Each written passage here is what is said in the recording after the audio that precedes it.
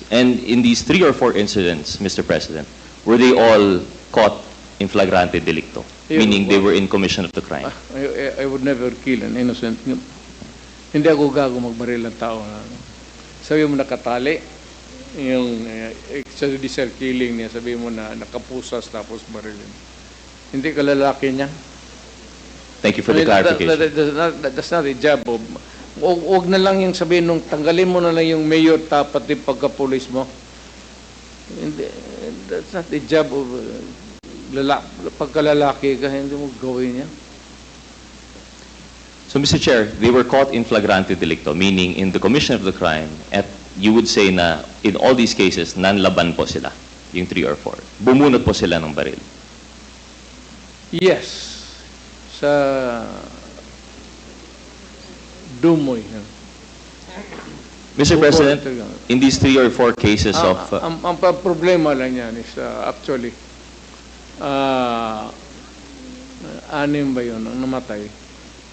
4 lang ang baril. So, ibig sabihin, hindi lahat nakahawak. But the problem is when there is shootout, ang bala naman hindi talaga namimili. So if you are concentrated on one space, tapos nagputok ka na, mabuti sana kung isang bagmang, kung armalighted, brrr. So, Mr. President, you're saying in these instances of your vigilante nights na nakabike po kayo, minsan may collateral damage po? Wala. None? Wala. So, in these 3 or 4 cases that you mentioned na may pinatay po kayo, nanlaban, were cases filed against you for homicide? Wala rin.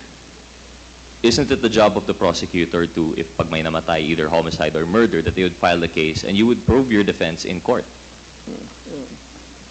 Si Pael, yung prosecutor, bakit niya ako na ngayon nanlaban, tapos ako pa i-prosecute mo?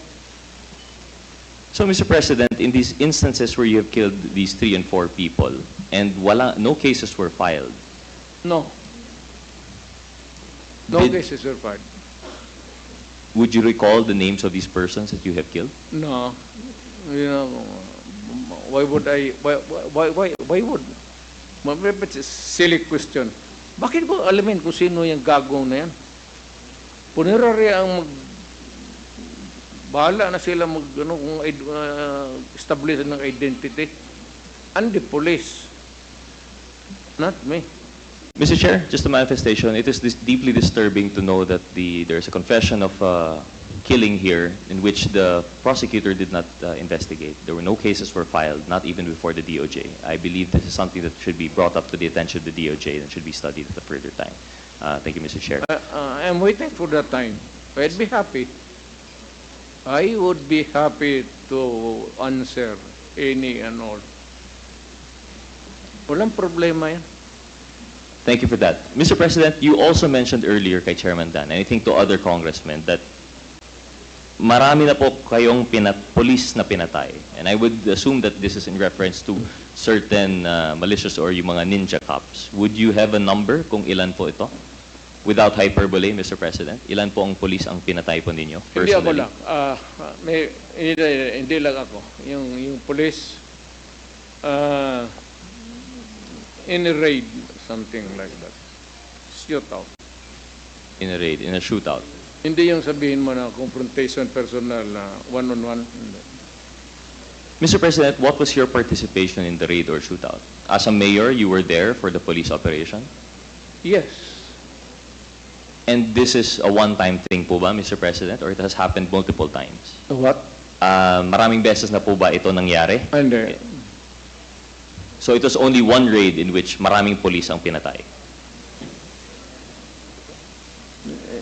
Would you have a date in mind, or is there a name for this incident that there would be, that you could recall, Mr. President?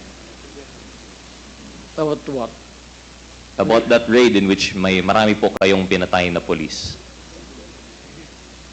Hindi police ang pinatay ko. May ano tayo dito.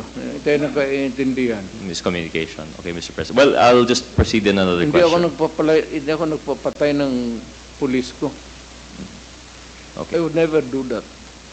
Well, sa bagay, may mga pulis na into kidnapping. Perhaps yun po yun, Mr. President, because I remember the context of the conversation was mga police na scallywag or yung mga ninja cops, and you mentioned that you would not tolerate the same. Yes. So in which case, Mr. President, how many of those have you killed? I would assume the 3 to 4 that you mentioned earlier in your vigilante nights were just regular criminals, and iba naman po ang iyong tally for mga police na mga scallywag. Matanong man ninyo sa Davao, mga 2 or 3 2 or 3. involved in kidnapping. Kidnapping po ito. And these did not... Paghawak ng pera, Mr. President, lalo na paghawak ng pera, patapos i-rape pa yung mga babae. Talagang wala ka ng pag-asa. Huwag na tayong magsabi extrajudicial. O pagkatapos ka magnakaw, hawak mo ang pera, i-rape mo tab mga babae. Pag nandyan ako sa huwag na natin pag-usapan yung extrajudicial killing. Patayan talaga yan. so Mr. President, the story that you're saying now, yung mga police sa scallywag na 2 or 3, this was one incident, yung kidnapping. This is the same incident that you relayed earlier, yung mga nag-kidnap dinala sa Cotabato, tapos binalik po, kumain po sa bahay ng mga babae. Is that the same story, Mr. President? No, that's not one. Oh, it's a different story. There was no police involved. No police involved. So Or that's a separate if they were incident. policemen, and then they never tried to... So Mr. President, I will ask again, itong case po nung kidnap and extortion, yung 2 to 3 policemen that you've killed, were any cases filed? Ano agan po? Were any cases filed po dung 2 to 3 policemen na pinatay po ninyo involved with kidnapping and extortion?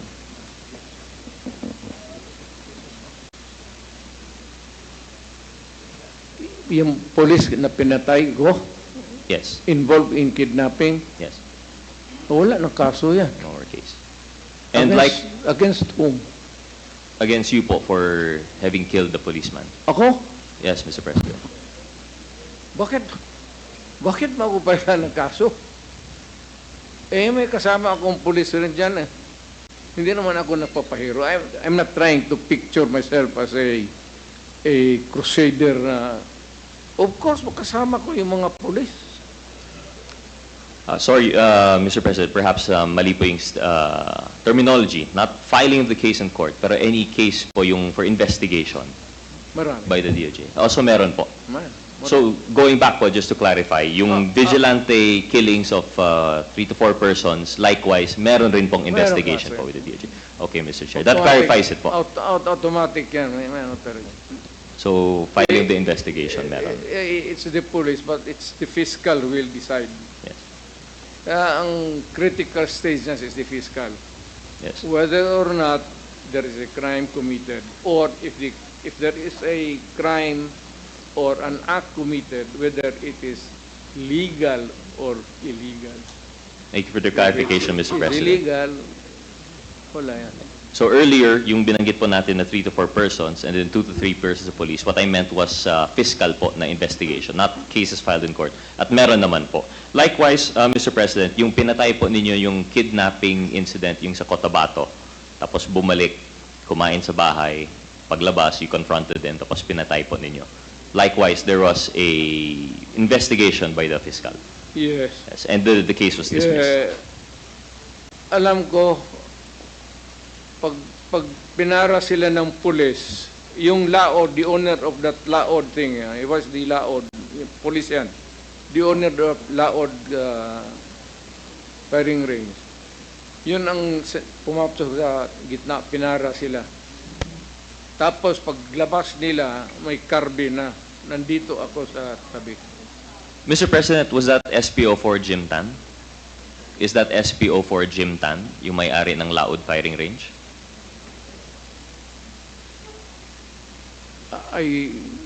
Ang may-ari ng laod doon is laod. Sorry, ano po yung full name po niya, Mr. President, if you would recall?